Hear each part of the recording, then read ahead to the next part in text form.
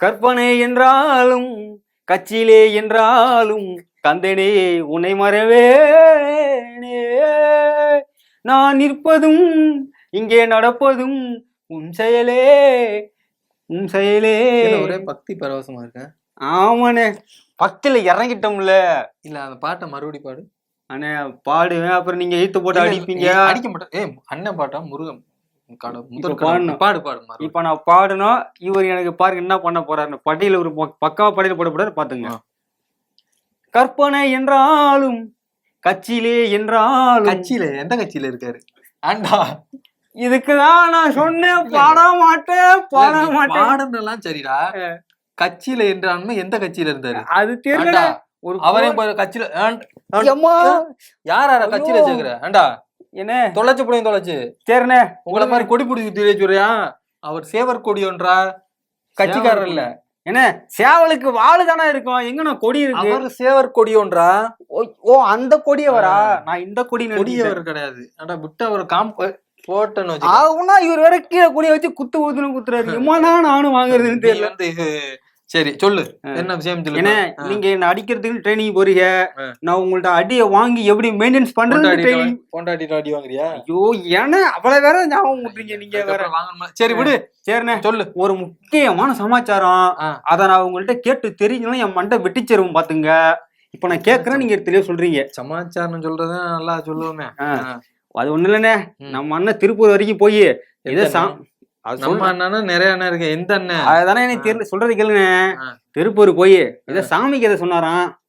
நான் கேட்டது நம்ம அண்ணனே எந்த அண்ணன்? ஐயோ எனக்கு ஒரு அண்ணன் கிடையாது. எந்த அண்ணன்? மைக் செட்டுக்காரரா? அவர் இல்லண்ணே. மைக் செட்டுக்காரன்னு நம்ம அண்ணன். இப்ப சேலத்துக்காரர் நம்ம அண்ணன் சொல்லலாம். அப்புறம் வேற எல்லாம் நமக்கு நம்ம அண்ணன்.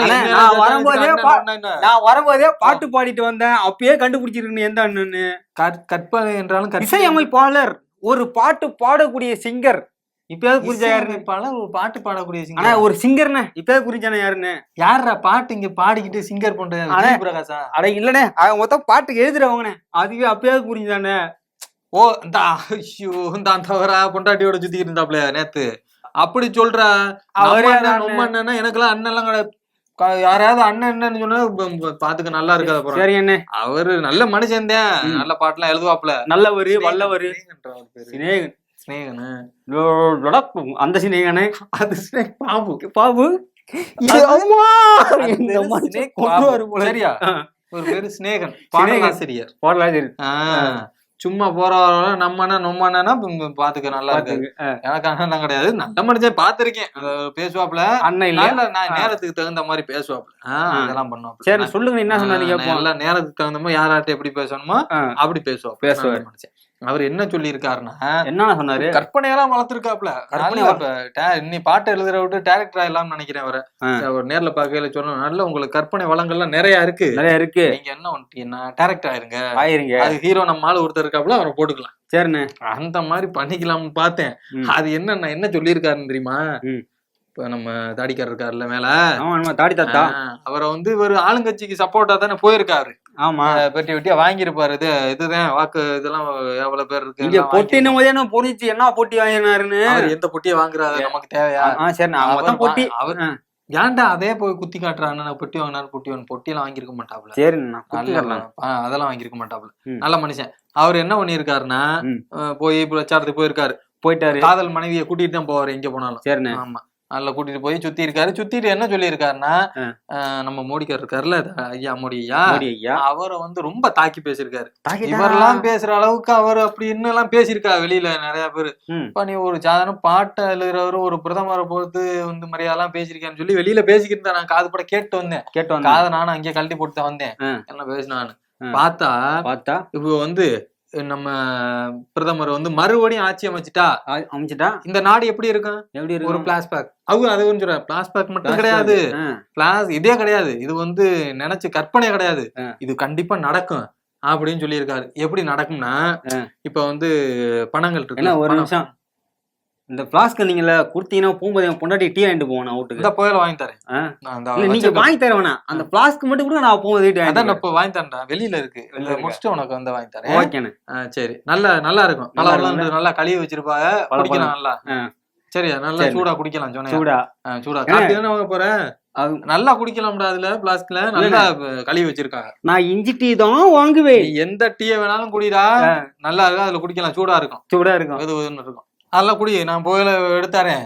அது போக இவர் என்ன சொல்லியிருக்காருன்னா, முதல்ல வந்துட்டா அதாவது பணம் மாத்தினா இல்ல, பணத்தை எல்லாம் மாத்தினா இல்ல, அது வந்து கலர் கலரா மாத்தினாப்ல, லாட்டரி சீட்டு மாதிரி இது ரிப்பன் வெட்டுற மாதிரி கலர் எல்லாம் மாத்தினாரு. இனி வருங்கால வந்துட்டா அந்த பணம் எல்லாம் எப்படி மாறும் தெரியுமா? காவி கலர்ல இருக்குமா, காவி கலர்ல. அதுல வந்து தலைவர் போட்டோ, இப்ப மகாத்மாவுடைய போட்டோ இருந்துச்சுல, புகைப்படம் இருந்துச்சுல, அதுக்கு பதிலா இனி வந்துட்டு நம்ம இந்த பணம் எல்லாம் ஏற்கனவே மாத்தினால, கலர் நோட்டு வருதுன்னு புது நோட்டு எல்லாம் மாத்தினால, கலர் கலரா இந்த இது ரிப்பன் மாதிரி கலர் கலரா, ரோஸ் கலர், ஆரஞ்சு கலர், பச்சை கலர் மாத்தினார்ல, சிவப்பு கலர் சிங்கிச்சா, மஞ்சள் கலர் சிங்கிச்சான் எல்லாம் மாத்தினார்ல. ஏன்னா நீங்க வேற என்ன, இந்த அழகா 500 தள்ளி இருந்துச்சு, 500 தள்ளி 1000 மாத்திட்டு 2000 நோட்டு விட்டாரா, 2000 நோட்டு சில்லறை கிட்ட செருப்பா காரி துப்புனா கடைக்காரன் ஒரு கடையில கொடுக்க மாட்டேன். 2000 நோட்டு இருக்கா? அதனா கண்ணால பார்த்து பல வருஷம் ஆகுதுண்ணே. அதெல்லாம் முன்னாடி முடக்கியாச்சுடா. முடக்கியாச்சா? எப்போ வந்து தெரியாமலே இருந்திருக்கேன் பாருங்க. சரி விடு. இப்ப அவங்க வந்துட்டான்னு வச்சுக்கவே, மறுபடி வந்துட்டானா, ஏற்கனவே இந்த கள்ள நோட்டு மாத்தணும், நோட்ல மாத்தினால பணம் காசெல்லாம் 1000 500 2000 எல்லாம் விட்டா இல்ல, நல்லா இருந்துச்சு, கலர் நல்லா இருந்துச்சு, ஜிங்குச்சான்னு மஞ்சள் கலர் ஜிங்குச்சான், பச்சை கலர் ஜிங்குச்சான், ரோஸ் கலர் ஜிங்குச்சான் எல்லாம் இருந்துச்சு. இப்ப 2000 ரூபாய் ஒழிச்சாச்சு. ஆமா, இப்ப வந்துட்டா, மறுபடி வந்துட்டா, மறுபடி இந்த கலர்ல நீ எதிர்பார்க்க கூடாது. இதே முடிஞ்சிடும். அடுத்து வரப்போற கலர் ஒரே கலர் தான். என்ன கலரு? காவி கலரா. இதுல வந்துட்டு இந்த மகாத்மா காந்தி எல்லாம் போட்டோ எல்லாம் இருந்துச்சு. இனி வருங்காலங்கள்ல கோட்ஸே அவருடைய புகைப்படமும் பகவான் ராமரோட புகைப்படம் 2 படம் தான் இடம்பெறும். அதே மாதிரி நம்ம அதுக்கப்புறம் நம்ம அவங்க என்ன சொல்றாளோ, இப்ப நம்ம என்ன சாப்பிடணும், என்ன ட்ரெஸ் போடணும் அப்படின்றலாம் அவங்க என்ன சொல்றாளோ அதைத்தான் நம்ம செய்யணும்.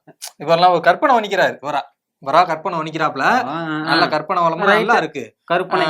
அதே மாதிரி காவியம் அங்க விளையிற கோதுமையை கொண்டாந்து இங்க நான் பண்ணிட்டு, இங்க இருந்து நெல்லை கொள்முதல் பண்ணி அங்க போய் வித்துருவாங்களாம். ஏன்னா கோதுமை வந்து அவ்வளவு கேவலமா பேசக்கூடாது. இல்ல கோதுமையில எவ்வளவு சத்து இருக்குன்னு தம்பி தெரிய மாட்டேங்குது. நல்ல பையன் தான், எழுதுறாப்புல, வாக்கி வந்தவெல்லாம் பேசுறாப்புல, வாங்கின காசுக்கு மேல கூறாப்புல, நல்லா கூவட்டும். அதுக்கு அடுத்து இப்ப மாச்சி மறுபடியும் வந்துருச்சுன்னா தொழிலதிபர் இருக்காங்க. இங்க வந்து தமிழகத்துல நிறைய தொழிலதிபர் இருக்காங்க. ஆமாண்ணா, தொழிலதிபர் எல்லாம் அவங்க எல்லாம் இவங்க காலடியில் போயிருவா, இவங்க கண்ட்ரோல்ல தான் இருப்பாங்க. என்ன சொல்றாளோ அதான். இதோட மொத்த குடும்பம் எங்க இருக்கும்னா அதானி அம்பானி குடும்பத்துலதான் ஒரு போய் அங்கதான் இருக்கும். அங்கதான் ஃபுல்லா அங்கதான் யாரும் எதுவும் பண்ண முடியாது. எல்லாம் அங்க மொத்த கண்ட்ரோல் அங்கதான். இவர் வந்துட்டாருன்னா சர்வாதிகார ஆட்சி, ஜனநாயக ஆட்சி நடக்காது. மதவாத ஆட்சியும் சர்வாதிகார ஆட்சி, அதாவது ஹிட்லர் கொண்டாந்து சொல்லி இருக்காப்ல, இந்த மாதிரிலாம் நடக்கும். அதனால நீங்க ₹1 10 பைசா நீ ஓட்டு போடக்கூடாது. நீங்க வந்து மண் வளத்தையும் இந்த நாட்டையும் காக்கணும், இந்த பூமியை காக்கணும், மக்கள் நல்லா இருக்கணும், மக்கள் குடிச்சு நாசமா போகணும். இப்ப 15 வயசுலாம் குடிக்கிறேன், இந்த மாதிரி நடக்கணும்னா நீங்க திராவிட மாடலுக்கு தான் ஓட்டு போடணும் அப்படின்னு சொல்லி. திராவிட மாடலுக்கு தான் ஓட்டு போடணும் சொல்லிட்டாரா? திராவிட மாடலுக்கு தான் ஓட்டு போடணும். அதாவது ஒட்டுமொத்த இந்தியாவை காக்குறது வந்து எங்க ஐயா ஒரு டவுட், ஸ்டாலின் அழைக்கிறார் அப்படின்னு சொல்லி இருக்காப்ல. அது என்ன டவுட் இல்லண்ணே? நீங்க சொன்னது வாஸ்தவம் தான். என்ன வாஸ்தவம்? இல்லண்ணே, திராவிட மாடலுக்கு தான் ஓட்டு போகணும்னு சொன்னாருன்னு சொன்னீங்கல்ல. இவங்க விட்டு மக்கபடி பூரா போய் அந்த ஓட்டு போட்டியில போய் இந்த எங்க அந்த திராவிட மாடல் சின்ன அதை தேட போறாங்கன்னு இது கேட்டுருக்காருல்ல. அவருக்கு சின்னத்தை சொல்லல, நல்லா கரெக்டா பேசிட்டியாடா.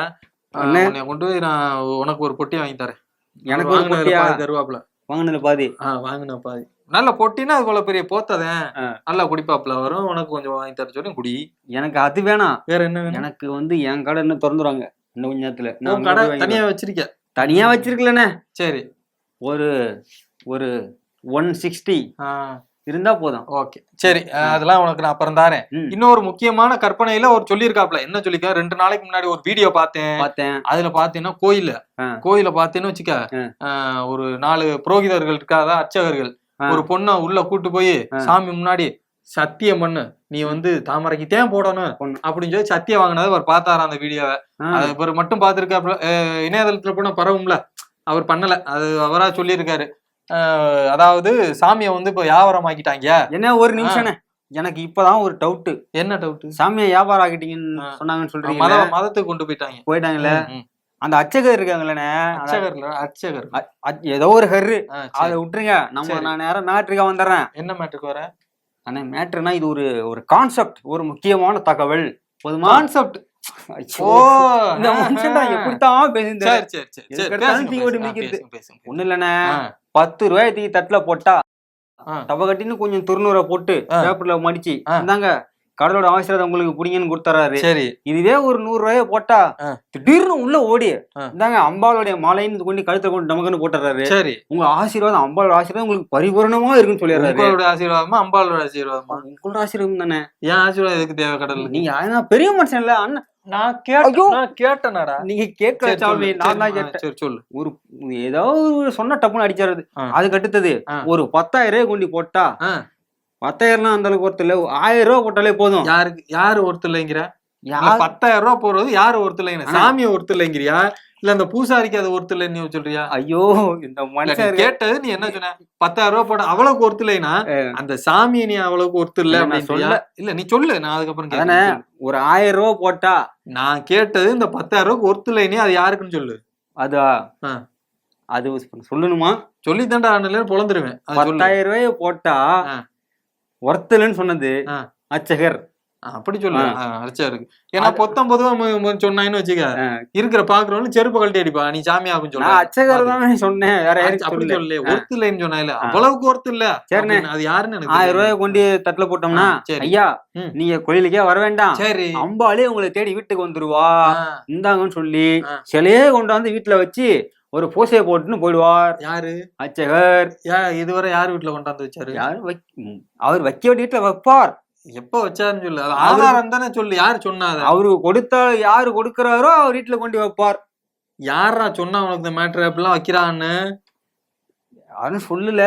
அமௌண்ட் அதிகமா கொடுத்தா அதுவே கற்பனை வளமா நீனா யோசிக்க. இந்த பையன் இப்ப கற்பனை வளமா பேசிக்கிட்டு இருக்காப்ல, அந்த மாதிரி நீனு கற்பனை வளமா சொல்றியா? இல்லனே, ஒரு அர்ச்சகருக்கு அமௌண்ட் தூக்கி மாறி மலைச்சாரல இந்த பட்டிமன்றத்துல ஒருத்தர் சொல்லிக்கிட்டு இருந்தாப்ல, அந்த மாதிரியா? எந்த மாதிரி? நம்ம மதுரை முத்துன்னு சொன்னாப்ல, அந்த கதை தானே நீ சொல்றது?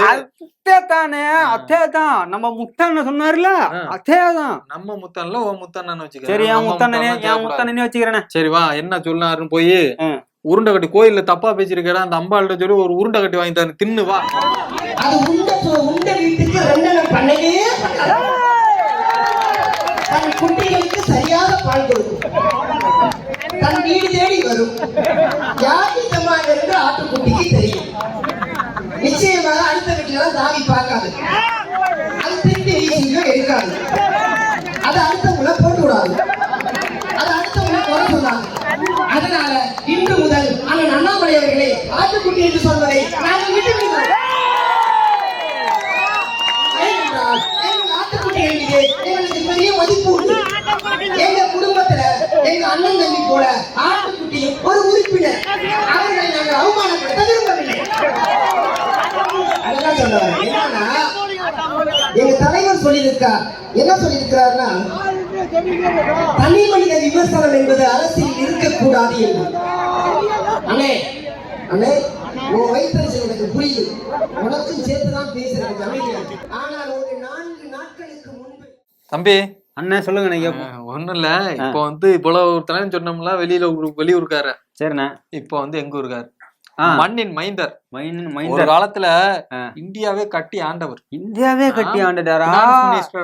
எப்படின்னா வரிக்கவரா ரோப்பா கட்டி ஆண்டவர்? அந்த கட்டி இல்ல, இந்தியாவே கட்டி ஆண்டவர் மணி மினிஸ்டர்.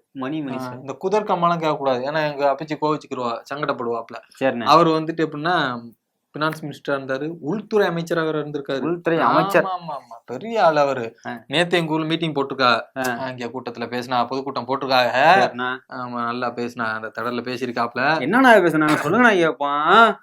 என்ன பேசிருக்காங்கன்னா, யார பேசுவாங்க, நம்ம எதிர்கால மோடி ஐயா இருக்காப்ல, மோடி ஐயா.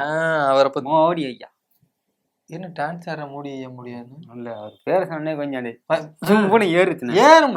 ஏறும்ல ஒட்டை நறுக்கி விட்டா ஏறாதுல, ஏறும். கட் பண்ணி விடுறாங்க பாதியில.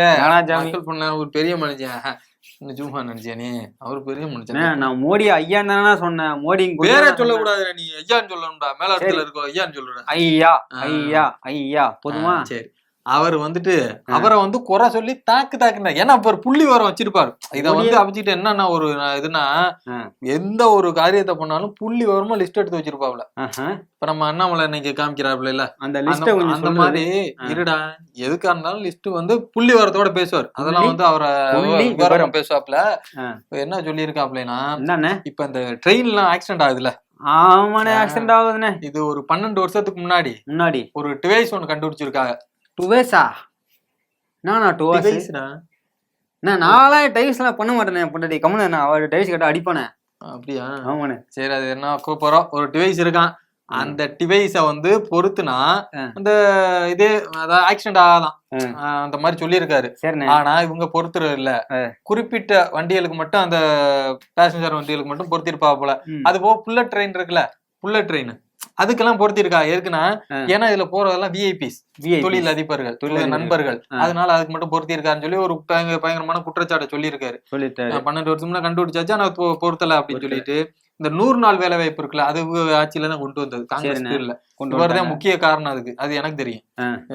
அமைச்சிருக்காருல இவர் வந்து, இவர்தான் வந்து முக்கிய காரணமே. 100 நாள் வேலை வாய்ப்பு வந்ததுக்கு, இந்த விவசாயம் அழிஞ்சதுக்கு முக்கிய காரணமே இவர்தான். இந்த சிவகங்கை மண்ணும் நாசமா போனது காரணமே இவர்தான். ஆமா போனது இவர்தான். இதை நான் சொல்லுவேன், நான் சொல்ல ஊர் மக்களே சொல்றா, மக்களே ஊருக்காரலே சொல்றாங்க இதுக்கு விவசாயம் அழிஞ்சது காரணம் இவர்தான் அப்படின்னு. அப்ப 100 நாள் வேலை வாய்ப்பு அவ பெருமையா எங்க ஒரு நாள் சொல்லிடுறா.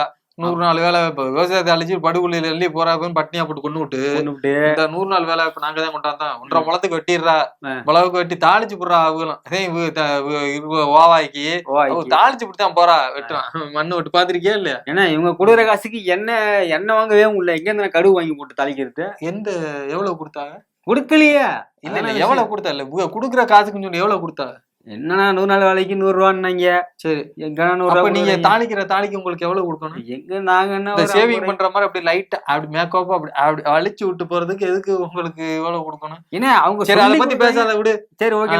அவ என்ன சொல்லியிருக்காங்க, நான் இந்த 100 நாள் வெட்டுக்கு வந்து 400 ரூபா கொடுத்தது, 400 ரூபா கொடுக்கறது இல்ல, நாங்க நீ ஆட்சிக்கு வந்தா அந்த 400 ரூபாய் கொடுப்போம், நீங்க வந்தாலும் கொடுக்கணும், கொடுத்தே ஆகணும் அப்படின்னு சொல்லியிருக்காரு. அது போக இதர வேலைகள், எந்த வேலை கூலி வேலை போனாலும் மேக்சிமம் வந்து சம்பளம் வந்து 400 ரூபாய் இருக்கணும். 400 ரூபா. ஆமா, இந்த சும்மா எல்லாம் இந்த இதெல்லாம் பண்ணக்கூடாது, 300 200 வாவாயெல்லாம் கொடுக்க கூடாது, 400 வாவாயா கொடுக்கணும் அப்படின்னு சொல்லி இருக்காரு. நல்ல பெரிய மனுஷன் மாதிரி தான் பேசியிருக்காரு, நல்லா பேசியிருக்காரு. அது போக நேத்து நைட்டு இது பிரஸ் மீட் கொடுத்திருக்காரு.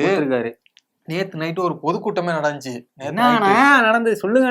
நேத்து நல்லா ஆளுங்கட்சிக்கார எல்லாம் நல்லா பேசியிருக்காங்க. நல்ல கூட்டமா கேள்விப்பட்டேன்னு சொன்னாங்க. நல்ல கூட்டமா போனவுல அந்த கேட்ட விட்டு லாக் பண்ணி விட்டா. என்னடா பார்த்தா பூரா வெளியில எந்திரிச்சு வர பாத்துருக்காங்க. எல்லாத்தையும் அடிச்சு போட்டு யாரும் வரக்கூடாது, ஐயோ எப்ப போறாப்புல அப்பதான் வரணும் அப்படின்னு சொல்லி புடிச்சு அடிச்சு போட்டாங்க. போட்டு என்ன பண்ணிருக்காங்கன்னா, என்ன பேசியிருக்காருன்னா, நான் ஜாதிக்கு அப்பாற்பட்டவன். இதை யாரு சொல்றதுன்னு தெரியாம சொல்லிவிட்டாரு.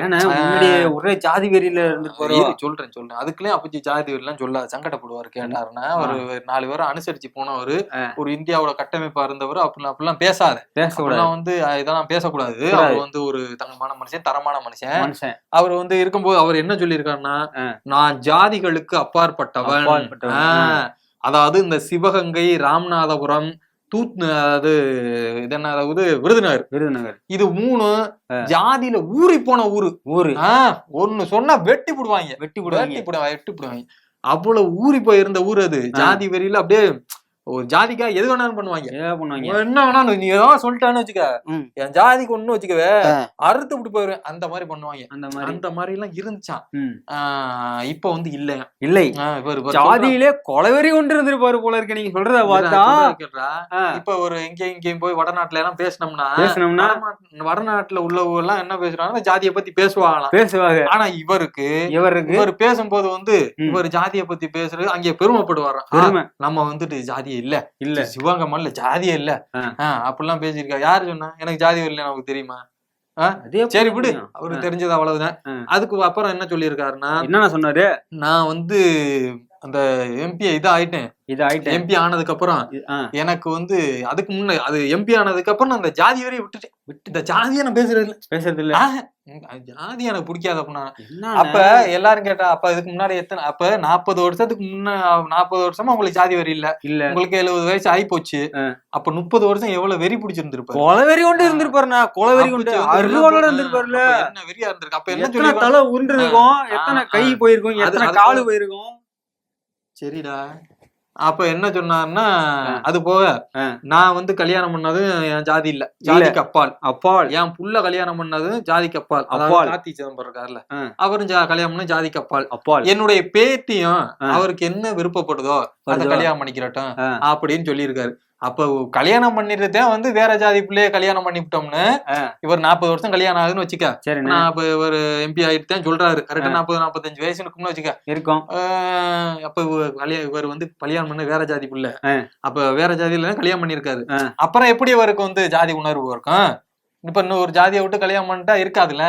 சரி விடு. ஒரு ரொம்ப இன்னைக்கு ஜாதியை பத்தியே பேசியிருக்காரு. என்னன்னு தெரியல. மறுபடியும் என்னன்னா ஒரு கல்யாணத்துக்கு வந்து அவர் வந்தாரு, இவர் வந்தாரு, இவ ராமசாமி நாயக்க பெரியாரு அவர் வந்தாராம், காமராஜ் எல்லாம் வந்தாராம் சொல்லியிருக்க. அதெல்லாம் பெரியாரே எழுதியிருக்காங்க. இந்த வார்த்தை பெரியாரே எழுதியிருக்காங்க ஒரு புத்தகத்துல.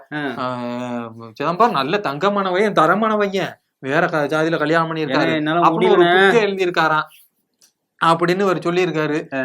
என்ன எதுக்கு இப்ப ஓட்டு கேட்க போனா ஓட்டு கேட்க வேண்டியானே, இவன் புள்ள என்ன அதுல கல்யாணம் பண்ண, பேத்தி யாரு கல்யாணம் பண்ண விளக்கமா கேட்டுருக்காங்க. கல்யாணம் சரி போய் ஓட்டு கேட்க போறிய, யாரும் ஜாதி பாகுபாடு இல்லாம ஓட்டு போடுவான் அப்படின்னு சொல்லுங்க. ஆக மொத்த உன்னத்திலேயே தெரிஞ்சு போச்சு. என்ன இவரு ஓட்டு ஏக போல ஜாதிகளை ஒருத்த தூண்டி கொலவெறியே தூட்டுறாரு. அடிச்சுக்கிட்டு தெரிய போறான்னு தெரியல. நம்ம ஜாகதா இருப்போம். ஊர் வேற தேவையில்லாம ஜாதி வரியே இல்லாத வீட்டுல ஏற்கனவே கொந்தளிச்சுச்சான். பைப்பை தொடர்ந்தா இல்லையா, ரத்தம் தான் வரலன்னு சொன்னாரு. இப்ப அதெல்லாம் இல்லையா, ஒரு தேவையில்லை பேசிக்கிட்டு காப்பல. சரி போய் ஓட்ட கேளுங்க சாமி. நீ சொல்றத பார்த்தா ஓட்டை கேட்டுக்க மாட்டாரு. ஜாதி வரியை தான் தூண்டி விட்டுருக்காங்க. 2024 தேர்தலுக்கு பிறகு நடைபெறக்கூடிய மக்கள் கணக்கெடுப்பு சென்சஸ், அதற்கு பிறகு டீலிமிட்டேஷன் தொகுதி வரையறை செய்து முடித்த பிறகுதான் இந்த சட்டம் அமலுக்கு வரும் என்று சட்டத்தில் இருக்கு. 2024 தேர்தல் இப்போதான் நடக்குது. மக்கள் கணக்கெடுப்பு எப்போ நடக்கும்னு யாருக்கும் தெரியலை, அறிவிக்கலை. மக்கள் கணக்கெடுப்பு நடத்தி அந்த கணக்குகள்லாம் வருதுக்கு 2 ஆண்டுகள் ஆகும், 3 ஆண்டுகள் ஆகும். அதற்கு பிறகு டீலிமிட்டேஷன் தொகுதி வரையறை. கடந்த முறை தொகுதி வரையறை முடிவதற்கு 3-4 ஆண்டுகள் ஆகிவிட்டன. தொகுதி வரையறை நடந்து அந்த இறுதி பரிந்துரை வருவதற்கு இன்னொரு 4-5 வருஷம் ஆகும். ஆக 2024 6-7 வருஷம் கணக்கு போட்டிங்கன்னா 2030 வரைக்கும் இது அமலுக்கு வராது. அதுக்கு இடையில 2029 ஒரு தேர்தல் நடந்துடும். இந்த சட்டத்தில் மோசமான ஷரத்துக்கள் 3 தான். அதை நீக்கிவிட்டால் உடனடியாக இது அமலுக்கு வரும். அடுத்த சட்டமன்ற தேர்தல் எந்த மாநிலத்திலே நடந்தாலும், அடுத்த நாடாளுமன்ற தேர்தல் எப்பொழுது நடந்தாலும் அமலுக்கு வரும். ஆனால் அவர்கள் வேண்டுமென்றே இந்த 3 விஷமத்தனமான ஷரத்துக்களை சூமார் மாதிரி பண்ணிட்டு வர. என்ன செம டேஸ்ட்னே. அதுதானே அதானே அமிர்தமா? ஆமாண்ணே அமிர்தம். ஓ எங்க பழனி பண்ணியா என்ன? ஒரு நிமிஷம் கொஞ்சோண்டு இருந்து அது நான் சூமார் கூட இது வர தரல அப்படின்னு சொல்லிட்டு நான் நேத்து கோயிலுக்கு போயிட்டு வந்தேன். டப்பால மீறிடா. நேத்து கோயிலுக்கு போயிட்டு வந்தேன். போயிட்டு கொஞ்சம் முருகன் கோயிலுக்கு போனேன். இங்க இதுக்கு இது திருத்தணி போனேன். பஞ்சாமிரம் வாங்கிட்டு வந்து அவரு கையில போட்டு பூராத்த நாக்கி வச்சிருக்காப்ல. டப்பா காலி பண்ணி இருக்காப்ல. டப்பா போட்டு சொல்லட்டி எடுத்திருக்காப்ல. காலி ஆயிடுச்சுன்னா காலி ஆயிடுச்சு. என்னன்னா பேசிருந்தீங்க? டப்பா கழி வந்து டப்பா காலி ஆயிடுச்சு. டப்பா காலி ஆயிடுச்சுன்னா என்ன இருக்கு? சரி விடு. சரி நீ சொல்ல வந்து எனக்கு ஒரு ஞாபகம் வருது. இப்ப நான் சொல்லிட்டு கிளம்புறேன். சொல்லுங்க கேப்போம். அண்ணன் இருக்காப்ல இல்ல, நம்ம அண்ணன் அண்ணாமலையானே அண்ணாமலைன்னு தான் சொன்னேன். அதுக்கே சாமி கோயில போறேன். அண்ணாமலை என்ன இருக்காருல்ல, அவரு கோயம்புத்தூர் போய் 40 கிலோமீட்டருக்கு அந்த பக்கம் போய் ஒரு பிரச்சாரத்துக்கு போயிட்டாரு. அது டைம் ஆச்சு, போவார்ல. அங்கிட்டு காட்டு பகுதி தானே அந்த பக்கம், மலை பிரதேசம். அங்கிட்டு போகும்போது போகும்போது டைம் ஆகி போச்சு. அப்ப வண்டியில வந்திருக்காரு. ஏன்னா காட்டு பகுதியில லைட் போட்டு தானே வரணும். ஆமாண்ணே. பொது கட்டின்னு தேர்தல் அதிகாரி எல்லாம் போய் நிப்பாட்டி நீங்க என்ன இதுக்கு முன்னாடி ஒரு அதிகாரியா இருந்தவங்க தானே, உங்களுக்கு ரூல்ஸ் தெரியாதா, ஆச்சாக்கு போச்சாங்க நம்ம சவுண்ட் விட்டுருக்காரு. அப்படி என்னப்பா ஒண்ணு அப்படின்னு கேட்டிருக்கா. நீங்க 10 மணிக்கு மேல வரக்கூடாதுன்னு தெரியாதா உங்களுக்கு? எப்படி வரலாம்? 4 இடத்துக்கு போறோம்னா லேட் ஆகும். 10 மணிக்கு மேல ஆச்சுன்னா எங்க ஆளுகளே வந்து கட்சி தொண்டர்களே வந்து அண்ணன் டைம் ஆச்சுன்னா நீ பேச வேணாம்னு சொல்லுவாங்க. என்ன புதுசா சொல்றியா அப்படின்னா, அது அப்படிலாம் இல்ல, சரியா வராது அப்படின்னு பேசிருக்கா. சரி நான் அங்க நின்றா தானப்பா பேச்சு, வந்தாத்தான் பேச்சு, நான் போய் ஓரமா உட்காரன்னு சொல்லி அண்ணன் போய் ஒரு கல் இருந்திருக்கு ரோட்ல. சரிண்ணே. அந்த எள்ளு கல்ல போய் உட்காந்துட்டாப்ல. உட்காந்துட்டு நான் இங்கே இருக்கேன், நீ போங்கன்னு. அப்புறம் அண்ணன் அப்புறம் பாதுகாப்பு போலீஸ்கெல்லாம் இல்ல அண்ணன் வாங்கினேன் தெரியாம சொல்லிட்டான், அப்ப நீங்க போங்க அப்படின்னு. காசை வாங்குற நீங்க தான், காசை வாங்கி நீங்க அடுத்தவங்க குடுக்குற நீங்க, உங்க மூலமா தான் காசு சப்ளை ஆகுது, பைசாவே போகுது அப்படின்னு சொல்லி கண்டமணிக்க ஏறி இருக்காரு. சரியான ஏத்து. அண்ணன் போலீஸா இருந்தவர்ல, அப்ப என்ன நடக்கும் தெரியுமில்ல அவருக்கு, தெரிஞ்சிருக்கும் அந்த மாதிரி பேசியிருக்காரு. பேசி ரொம்ப காட்டுக்கத்தா கத்திருக்காரு மனுஷன், கத்திவிட்டாரு. அப்படி என்னதான் கத்துனாரு? நம்ம போய் அங்க உட்கார்ந்து இருக்காரு. என்ன எதுக்கு அங்க உட்கார்ந்து இருக்காரு? புலி இலி நடமாடுறாரு மொட்டை. அப்போ அங்க ஒரு வீடியோ கூடவே இருக்காரு. தாமரைங்கிற வார்த்தையை சொன்னேன். நின்றுட்டு இருக்கிற மக்களை பார்க்காம போனா என்ன அரசியல்வாதி? 3 மணி நேரம் நிக்கிறாங்க. எப்படி நான் உங்களை பார்க்காம போக முடியும்?